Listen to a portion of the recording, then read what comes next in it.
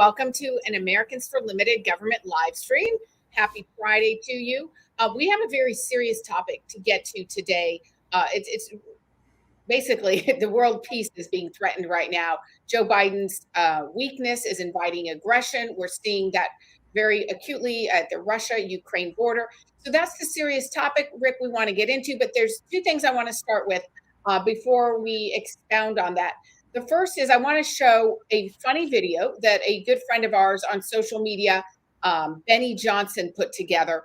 And it illustrates, it sort of sets up what happened Wednesday at Joe Biden's press conference that has led to this growing crisis with Ukraine and Russia. And this was Joe Biden.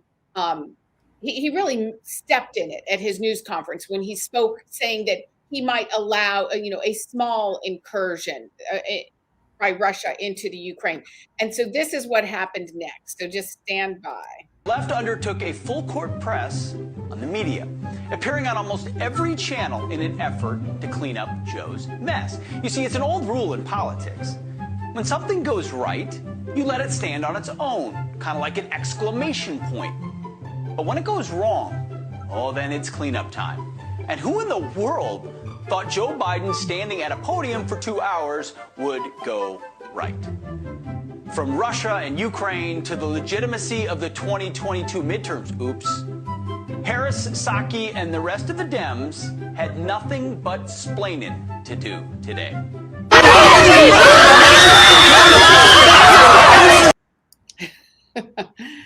Okay, so that's the sort of funny take, but the reality is we are in a very serious place today. And Rick, I'll let you explain what was it that Joe Biden said and what has been the result of that?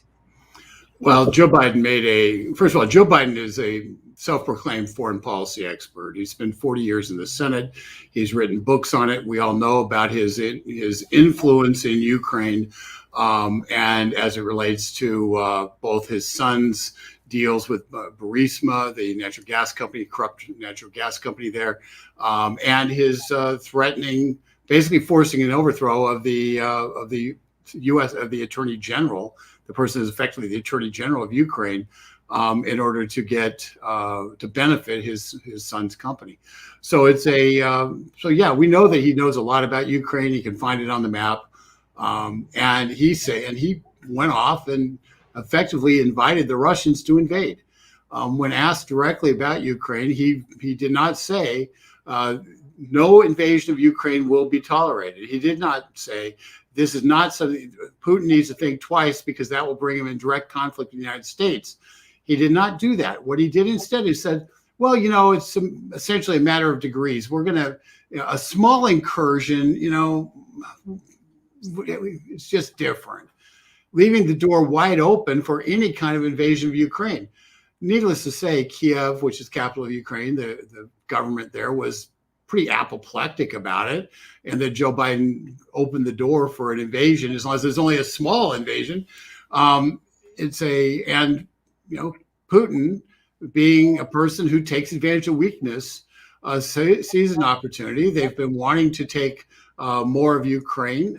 That's been part of Putin's policy, is to restore the Soviet Union, which means Ukraine, which broke away when the Soviet Union fell. They look at Ukraine as being their historic territory. And as a result, that's restoring that and ending them as an independent country is something that Putin has designs on doing.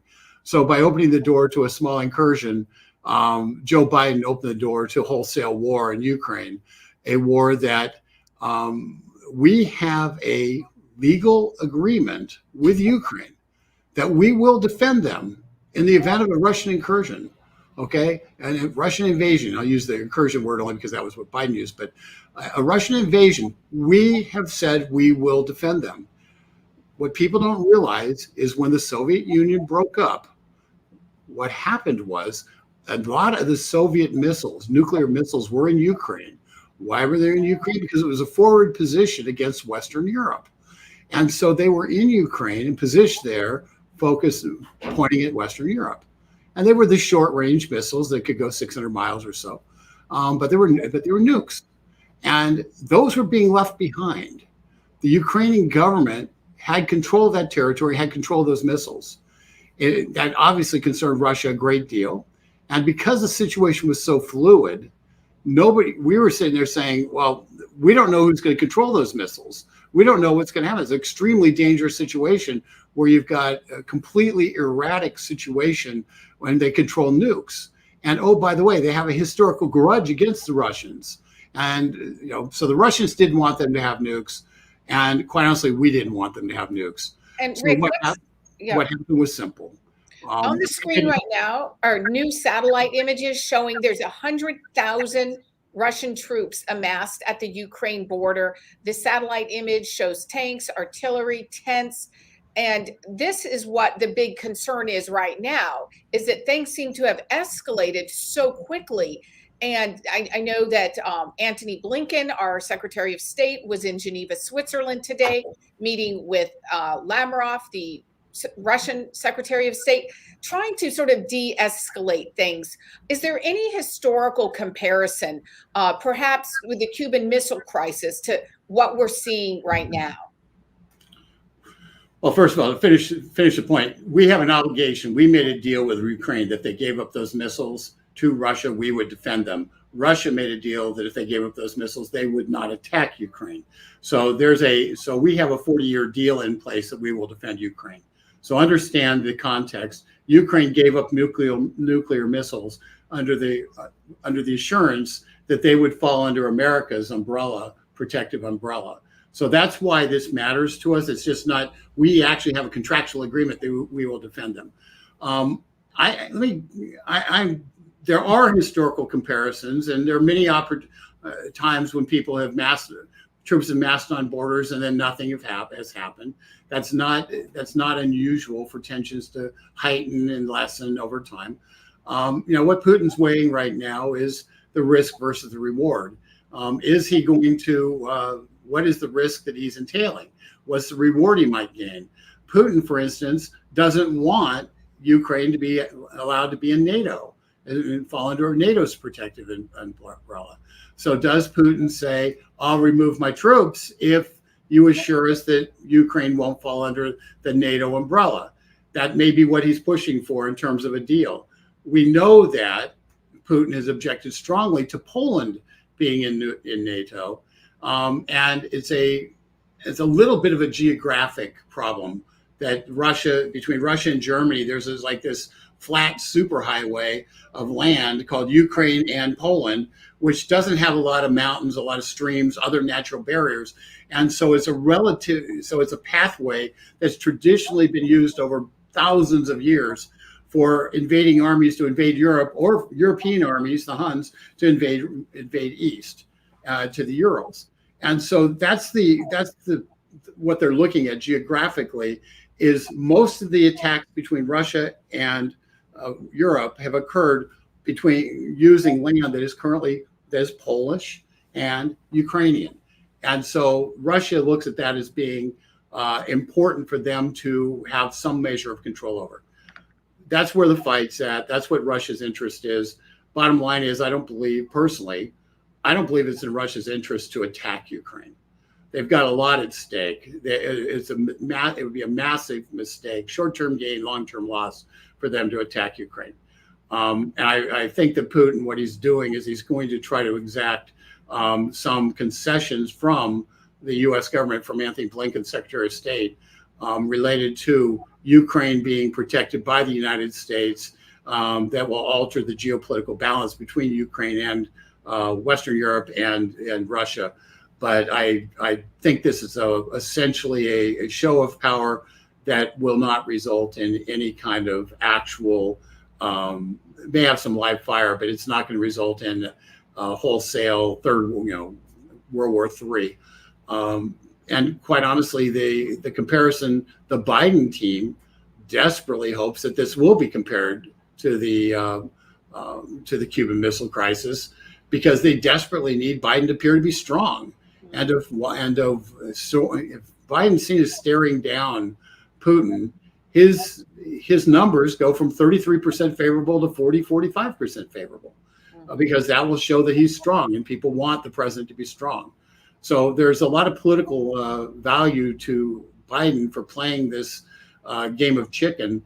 And ultimately, if both sides know that it's just a game of chicken and nobody's going to get hurt, both sides can win. Biden can give away the farm to Putin, and Putin can back off. Biden will look like a hero, and Putin will get what he wants.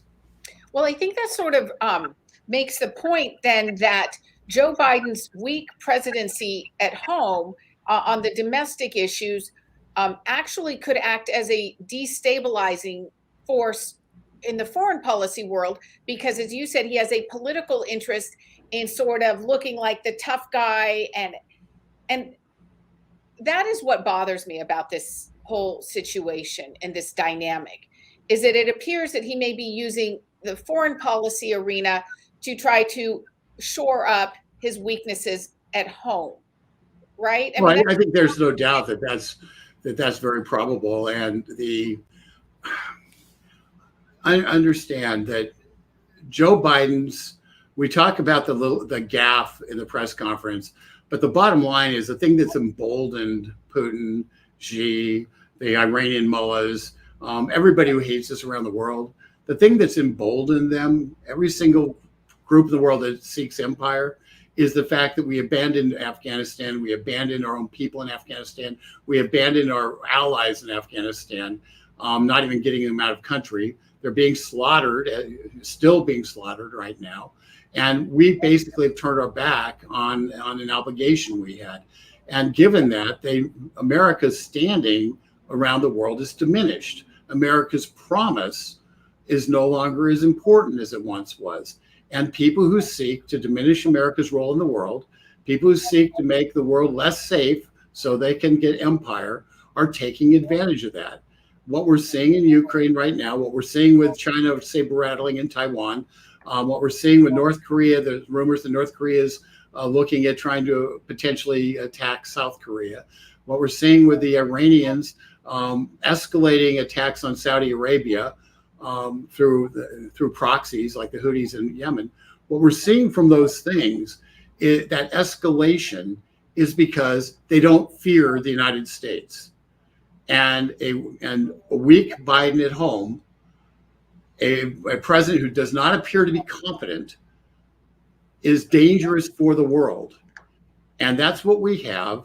And it's why I really at some levels have lessened my glee over Biden being at 33%.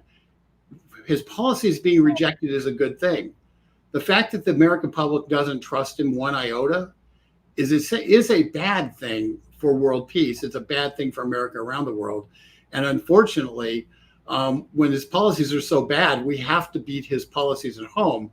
But we have to understand, people around the world have to understand that America will stand up for America's interests, no matter who's president, as long as that president stands for America's interests. And and when people understand that, they don't mess around. But when people look at the president as being weak, somebody who abandons his allies, somebody who can't be trusted, that's when we get into trouble. And unfortunately, that's where this president finds himself. And unfortunately, this president, because of that, is making the world a dramatically more dangerous place today than it was a year ago. Rick, Andrea asks, is it likely that China will attack Taiwan at the same time as Russia invades Ukraine? Or am I reading too many Robert Ludlum novels? I think I've been hearing a lot of people are saying that we're facing dual threats from different parts. Andrea, I read the same novels, so take it for what it's worth. But I just recall back when Russia took Crimea. It was right after the Sochi Olympics that Russia hosted. While everybody was on their planes back from Russia from the Olympics, Putin was taking Crimea. We have Olympics in Beijing in February. I do not believe that any of that stuff will happen prior to the Beijing Olympics, because China wants the Beijing Olympics to be a showcase of China. That's what they want. That's what they desperately need. That's what they're pushing out there. This is their showcase to China as being the preeminent nation of the world. That's what they're trying to showcase. They can't afford there to be a war going on around the world that does this. They're working closely with Putin. I do not believe there will be any kind of war activities. Might be some saber rattling, but I don't believe anything would happen before the China Olympics until those are over. At which point, we darn well better hope that those countries decide, that China and Russia decide that U.S. will stand up for our allies, because the temptation of taking bites out of Ukraine and ending the independence of Taiwan will be pretty tempting, because both China and Russia are seeking to expand empire. And Rick, I know this is a serious topic. It's Friday afternoon. I think there might be a little bit more room for some levity. I want to just shift gears for a moment, and we can come back and talk about this before we wrap things up. But we posted something on our Facebook page that some of you, if you watching us on Facebook, you may have seen.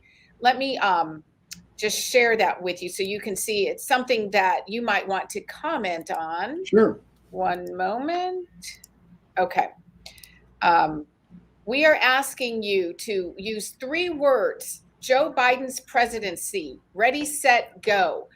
We started it off, we primed the pump, so to speak. We said complete dumpster fire, accept empty shelves, lower your expectations. So you're welcome to comment here on our video thread, or go back to that post on Facebook and make your comments and share that post around. But I think that's kind of a fun little activity on a Friday afternoon. Rick, do you have any other any quips to add to that? Well, you got 2 of mine in the list, but based on our conversation, it might be ready, fire, aim. But it's, you get right down to it. Sometimes Catherine came up with this, and it's really a good idea. We get so serious, and every single day we could talk about existential threat stuff that's happening, because it is happening. But if we don't, we may have a winner. Let's go, Brandon. That's good. Now, let me tell you, TRINNJ is a regular contributor here, and if you do not check out Conservative Commandos, the website Conservative Commandos Radio, that would be, I suggest you do that. I'm an occasional co-host on there. Used to be full-time co-host. It's a tremendous thing. A guy named Rick Trader does it, puts it together. It's on the AUN TV network. I would strongly suggest that you check out Conservative Commandos Radio, because it's a really good product. And TRINNJ, who came up with that, happens to be Rick Trader, who's a great guy. So it's a funny one, and he's a quipster, and he's just on fire all the time. So I enjoy doing the show, and I think others would like watching it. So anyway, could be worse. That's Robert Romano. Sure, it could be worse. I guess. Roberta Blackwell on Facebook. Elections have consequences. It looks like we have some sort of a. This is a liberal, so we're going to have to just account for the fact that he cannot count. He wrote "still better than Trump." Okay. That explains why why he might have voted for Biden, and he can't count to 4.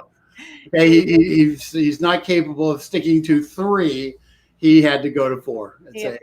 Let's see. Rich Ringer writes a train wreck. So go ahead. Go do it. Your idea is we're going to do an article around what ideas come up, and kind of just do a fun little piece on it. So put it in there, and you may find yourself being published on the Daily Torch and sent out to the 100,000 people who get our publication every day. But there's I want to make it's a sidebar point while we're making fun of President Biden and this, and rightfully so. One of the things that's really difficult, and I get asked this on the radio all the time, when they talk about Biden's low approval rating and the like, and it's kind of a double-edged sword, and I try to treat it respectfully as much as possible, because while America rejecting Biden and his policies is really positive in a lot of ways, it's reassuring that that we're winning the conversation. As people discover what they want America to be, they're rejecting what Biden's vision pretty overwhelmingly, and that's something to be very happy about. And it matters because for the future and where we're going to go in this country. But the double-edged sword is that people around the world see that and they say, this is a weak president, and we might be able to engage in some shenanigans. We might be able to push the envelope, and he won't have the support of the American people. And while I'm more skeptical than most.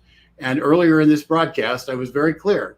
The buildup on the Ukrainian border is actually good news for Biden politically, because if he can look strong, he can be, that can help him with his polling numbers. So so we have to be skeptical. We have to be honest. We have to look at things with clear eyes. But ultimately, we have to make certain that we're doing what's in America's interest. And if Biden happens to stumble into that, then we have to be willing to, put our flags out and support America.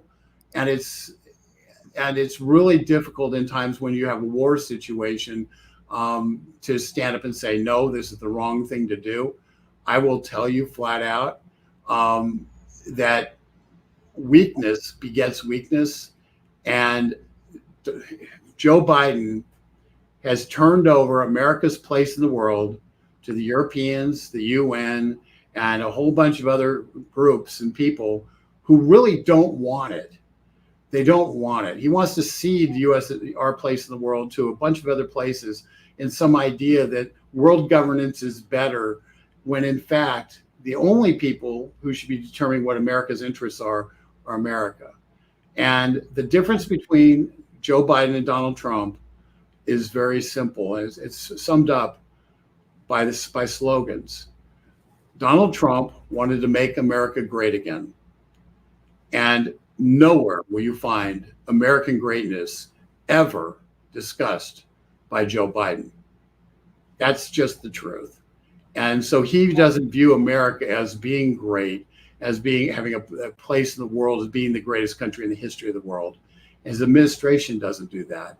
And as a result, they are going to be taken advantage of. And so it puts us in a difficult position where we have to support our country, but when our leader really doesn't get it right very often. And so I really try to be thoughtful about these things, because we live in a world where actions have consequences, and we as Americans are really on a razor's edge. We don't want Xi attacking Taiwan. We don't want Iran attacking Saudi Arabia and Israel. We don't want Russia attacking, basically reestablishing empire by going and taking Ukraine, the Baltic states. We want to be able to stand up to those things. And so the question Catherine might ask me a question. Well, Rick, what should we do about what Russia's doing? Catherine? What should we do about what Russia is doing? What should our response be? Catherine, I'm so glad you asked. The Biden administration has made some grievous errors, as you might expect. Hold on. Oh, we have another good one. Bernie and Trish. Yeah. We are bleep. Yep. Wow. That's how I feel about our country with Joe Biden. There are days when I feel that way too. Here's what we should do. It's very simple. Putin is absolutely dependent on his ability to export oil and natural gas. The only way Putin has any cash is by exporting oil and natural gas. They have no other exports.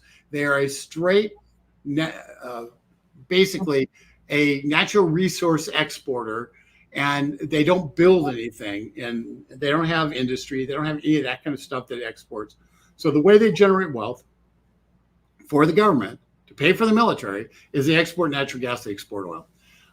The Biden administration has given the okay to a pipeline and taken sanctions off of a pipeline that goes from basically bypasses Ukraine, goes through the Baltics to go to Europe, and to send natural gas to Europe. It is a second pipeline. The first pipeline they have goes through Ukraine, and the purpose that they have of doing that is to make it so they can turn the natural gas off to Ukraine and choke Ukraine out in terms of energy.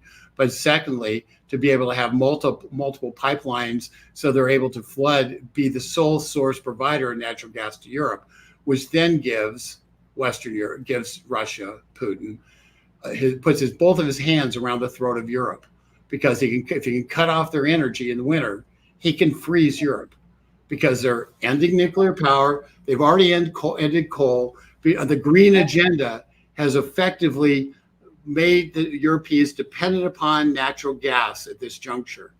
And Putin is trying to wrap up a monopoly in terms of providing natural gas. Okay. So that's one thing we could do. We sanctioned that pipeline. At that point, it changes the game, and it cuts Putin's throat in terms of being able to get more money. And that's simple. Secondly, we need to go back to an energy independence policy and drive the price of oil down, the price barrel per oil down, because Putin makes money when oil's at 80, 90 bucks a barrel. He is really in trouble when oil's at 30 bucks a barrel. So because that's all the money he has coming in. And so ultimately, this is an energy play. Putin's dependent upon an energy market that's tight. We have to go after that market. And the way to do it is to stop the Green New Deal nonsense and to begin creating an environment where we have more oil in the world and driving the price down and cutting Putin's money supply, and sanctioning the pipeline and cutting that money supply as well. We'll get in a little fight with the Europeans on it, but who cares? Bottom line is we have to take Putin to task. He has more to lose on this than we do, and we have to start turning those levers and ratcheting up those levers so he understands threats of aggression won't be tolerated any more than aggression, and put him back in his cage. So Rick, I think Ruth is probably very happy. She says, "Come on, I'm not here for the fun of it." So Ruth, we're back on task. Rick is giving us the news we need to know as the week wraps up. So thank you, Ruth, for keeping us focused here, because Rick, actually, I'm the one who tried to bring in a little levity, but it's always like, hey, listen, what's the problem? We got to solve the problem of the day. So thank you, Ruth, for bringing us back in. Catherine, I'll kind of open the behind the scenes screen here. When I thought, Fridays, I really prefer to have some fun, some levity going into the weekend, because it can get so, quite honestly, for us, sitting there and always brooding on the latest catastrophe can be kind of a drag. And, you can go home and you can kind of like be, we can get depressed too. So sometimes, just having fun, it's why we do the Tony Tunes. It's mocking the stupidity of the establishment, whether it's Biden or Obama or the establishment Republicans. It doesn't matter. Poking fun at them, because sometimes humor is the best weapon to use. It leaves a bigger mark than an 800-word column. So we try to use humor every once in a while to do this. But yeah, we live in a serious world, and we play, and hopefully by informing people, by providing the means to engage, we're providing a way for people to actually have a say-so and push things, and and push back against things that we don't like. And so we appreciate, though, everybody out there, and we're serious 90% of the time. I get grief because I have grumpy standing resting face because I'm serious too much. So I apologize if I'm laughing a little bit in this grim situation. Sometimes you have to laugh so you don't cry, though. Yes, gallows humor is real. So Robert Romano, our Vice President of Public Policy, weighs in. What do you expect to come out of the U.S. Russian talks? What is the expected outcome? And I think you may have answered that a little bit already. I mean, you're basically telling us, Rick, you don't think that what's happening today is going to lead to World War III. Correct. I think that this Putin is posturing for advantage, in my estimation. It is not in his advantage to run troops across that border. It is in his advantage to threaten to do so and to gain concessions from the United States that make it easier in the future to take Ukraine, or force Ukraine to deal with Russia in such a way that Russia has effective control over the country. So that's what's in Putin's interest. It is not in Putin's interest to be in a shooting war. That is counter to every bit of his interest. So what do you do in that circumstance? What you have to do is you have to make, while he's demanding concessions, you have to be telling him what the consequences are for him going across the border. And those consequences are America's going to be pumping oil as fast as we can. We're going to encourage our allies to do so, because we're going to bankrupt Russia because they're dependent upon that money. We're going to stop that second pipeline from being approved. We're going to go right now. The Senate is filibustering sanctions on that pipeline. 55 senators voted to sanction that pipeline. You only need 5 more Democrats to join that call. During the Trump administration, it was 100-0 vote. There were 0 votes against sanctioning that pipeline. So this is strictly, the Democrats are just trying to protect Biden's flank on this. Bottom line is, we need to have those Senate Democrats to understand they need to give Biden the tools to go ahead and do those sanctions, and the tools to show the U.S. Congress is in favor of them. So the pieces are in place to start fighting back and to give Blinken the ability to have things he can credibly tell Putin that will be bad, that will happen to Russia if he fires a single shot, and if he doesn't withdraw from the border now. Now, Putin will want to have some face-saving thing, but you know what? He can just move back and and tell a story to his people. We cannot allow him to get away with threatening aggression and then gaining an advantage because of it. Because once that occurs, the bully will always come back for your lunch money the next day. And that's what we have to be very clear about. I don't know if Blinken understands that. I don't know if Biden understands that. Anthony Blinken's our Secretary of State, by the way. I don't know if they really understand that. But Putin is the bully who will take people's lunch money. And he'll take their lunch money until they stand up to him and tell him what the consequences are. And that's what we have to be doing now. This is no time to back down. This is a time to let Putin know that we will bankrupt him. We will do more harm to him than he can imagine. And it doesn't have to be militarily. He needs to back down. And even if he does back down, we slap sanctions on the pipeline, and we begin to take action to make certain that he understands that threatening violence, threatening the taking of Ukraine itself is going to cost him dearly. So that's what we have to do. That's the game that has to be played. It's and because what Putin will understand is killing his treasury, because you kill his money supply, you kill his ability to buy stuff, and you impoverish the Russian people even more. And no czar can withstand bread lines, and Putin sees himself as the next czar, and so he can't withstand bread lines in Moscow. And cutting their capacity to sell their energy will create an environment where there are bread lines in Moscow, and it makes his regime on a much more tenuous footing. So we have to play hardball back. It has to be economic hardball, and we should do that with no uncertain terms, no incursion allowed, and just let Putin know that he's going to be hurt because he threatened, and he'll be hurt more if he moves into Ukraine. That's what we have to do. That's the hard line that we have to take, and no ifs, ands, or buts about it. And the fact is, somebody needs to tell Joe Biden that that's what we're doing.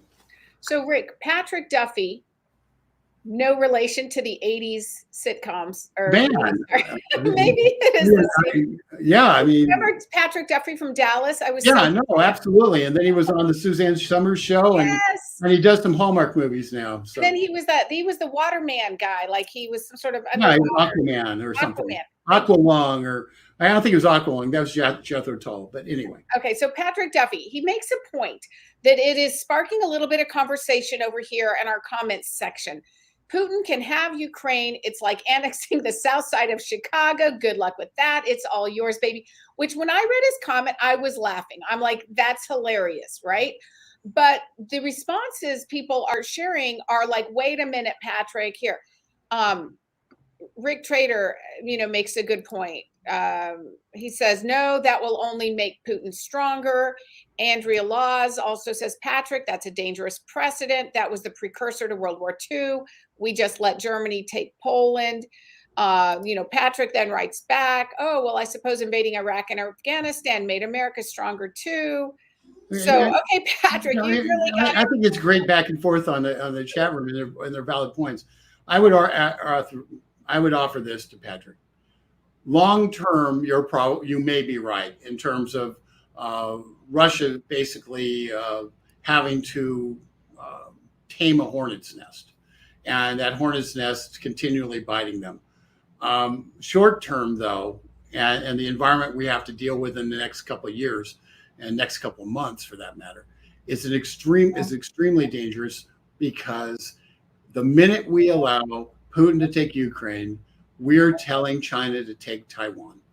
Okay, we're telling North Korea, well, if you want to take South Korea, it's absolutely. Well, what are we going to do? We're essentially opening the door for every aggressor around the world who's seeking empire to expand their empire. Whether it's Erdogan, where, by the way, this has gone unnoticed in the news, but the brilliant State Department guys have withdrawn support for an Israeli pipeline to pipe Israeli natural gas to Europe through Cyprus, underneath the Mediterranean. And the Erdogan government in Turkey, objected because they were cut out of the deal. And as a result of that, the Biden administration this week withdrew our support for the pipeline, and undercut Israel once again, in terms of having their cash flow and ability to fund Israel.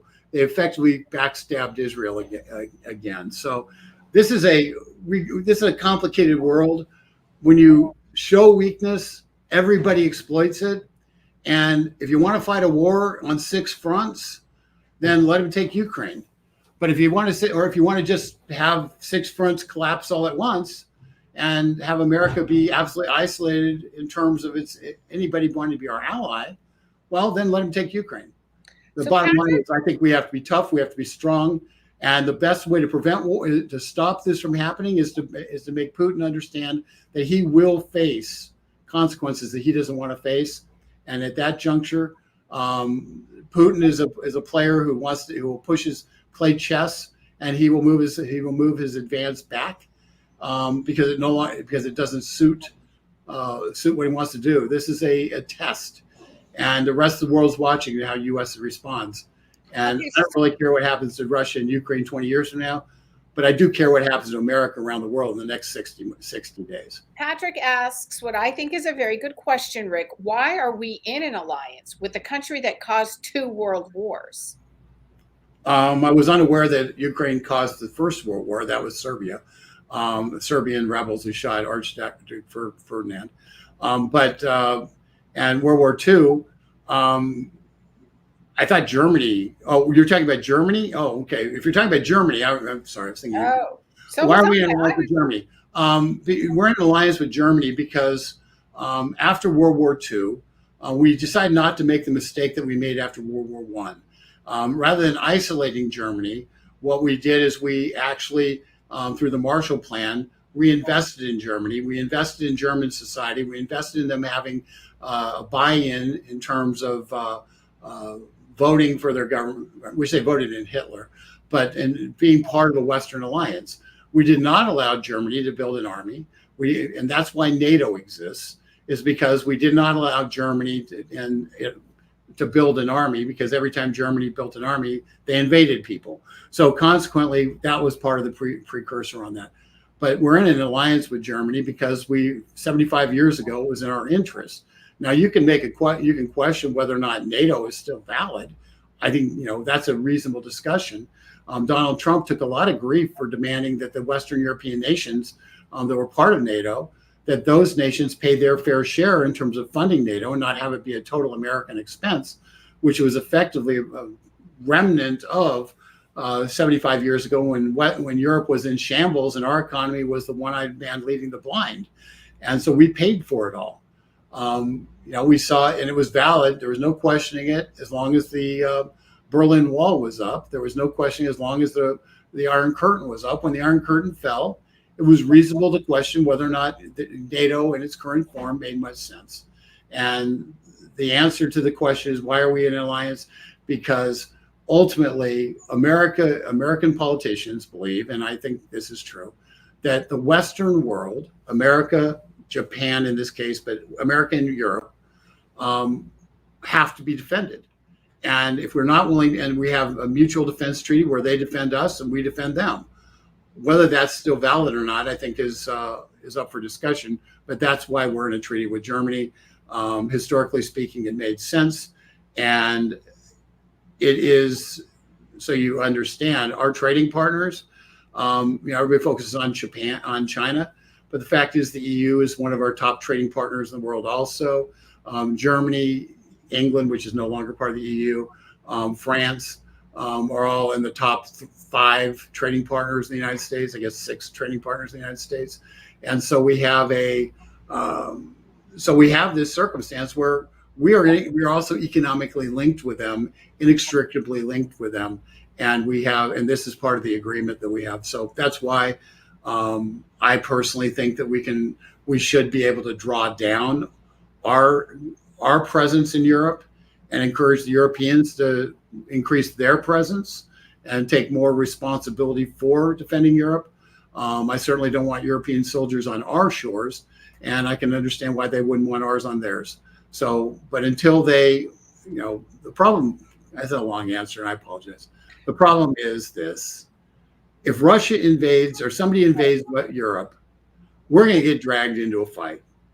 And it's better to have a deterrent to them doing that than to be dragged into World War III because we basically became weak and let down our guard. And yeah. Robert brings up a point. Then Andrea asks if you could expand on this. Maybe we would not be in this predicament if Obama and Biden hadn't helped overthrow the Ukraine government in 2014. Be careful what you wish for. And Andrea says, can we go into that? She's not familiar with that. Yeah. Joe Biden took a lot of pride in the fact that he was intimately involved in Ukrainian politics. And there was a Ukrainian government that was supportive of Russia, that the Russians had backed, and we played a primary role in having that government thrown out. We did that in 2014. Didn't get a lot of press attention at the time, but if you read Biden's book, he talks about it.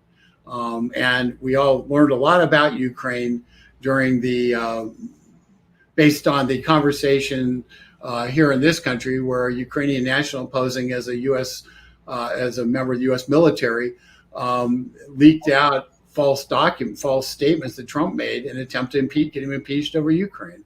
So it's we have a relationship there that is, we've played a pretty deep role in their internal politics, and yes, Russia won an election. They had somebody who was an ally of Russia who was looking eastward rather than westward for alliances in Ukraine.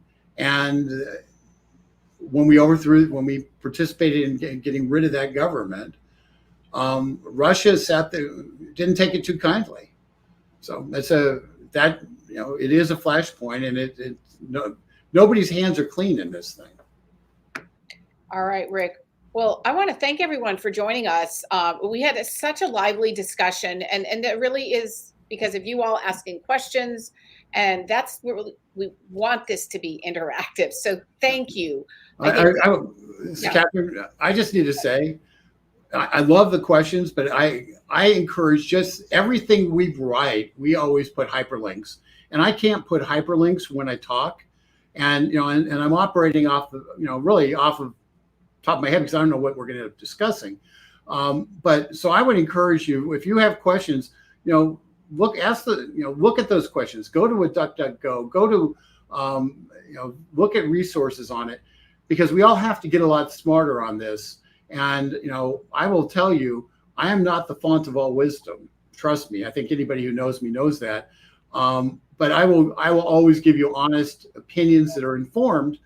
But it's up to each one of you to sit there and say, take it and say, I reject this, I support this. And if you want to tell us why you came to a different conclusion, we are more than happy to listen to you why you did it. And if you want to write 600, 700 words on why you came to a different conclusion, and you want to put hyperlinks in it so we can back it up, go ahead and do that. And we'll take a look at publishing it and sending it out, just like we send out our own stuff. There's no magic super brain here that's going to, besides Robert, who's going to sit there and know everything.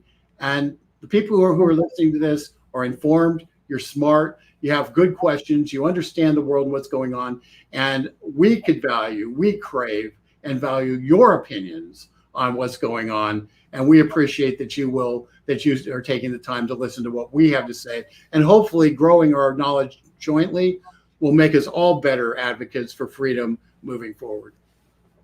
Thank you. And in the comments section, we just posted an article, and my guess, if I can pull this up, it might have been something we wrote in 2014, might have even been by our public policy vice president. 2019. We wrote it in 2019. It was during the middle of the Ukraine impeachment stuff, when all that was being talked about. And Robert wrote. You can link to it in the comments. So if you wanted to check that out, it's in the comments. And what we'll do, we'll also we'll tweet that article back out, and we'll put it on the Facebook page. So if you follow us on Facebook, Americans for Limited Government, or if you follow us on Twitter, it's @LimitGov, you will get it, and we will be and we will go from there. Okay. Yeah. All right. Patrick, the answer is we meddle in a lot of affairs, and sometimes it doesn't turn out well. The irony is Biden was the one meddling in 2014, and he's the one who's blundering around now in 2021. And I'm not blaming. Bottom line is Russia doesn't get to go take sovereign territories. That's the bottom line. But to recognize that our hands aren't clean on this we have to do that to have an honest discussion about what's actually happening. Well, thanks everyone. We've had so much fun, and I've learned a lot, and I hope you all have a great weekend, and we'll be back on Monday. And final word, Rick? Yeah, thanks for having us. And once again, share this. It's the power of more and more people standing up for freedom cannot be underestimated. We are too small right now. We need to grow by at least 10 times.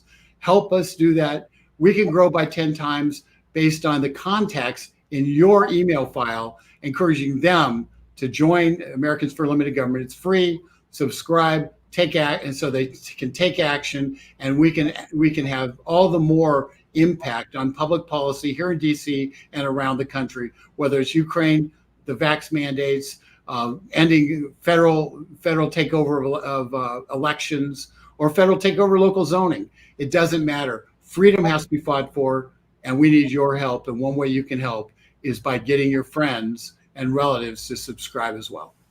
Thank you, Rick. Thanks, everyone. We'll see you next week. Thank you.